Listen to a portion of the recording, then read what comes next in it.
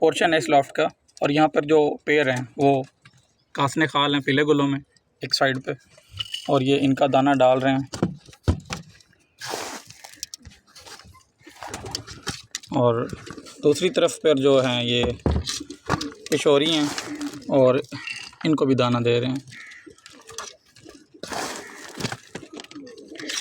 पेड़ मेरे पास बहुत ज़्यादा है माशाल्लाह, लेकिन मैं सबकी वीडियो नहीं बना सकता ना प्रॉपर्ली, बस चंद एक पेड़ की वीडियो बना के फिर आपको दिखाता हूँ।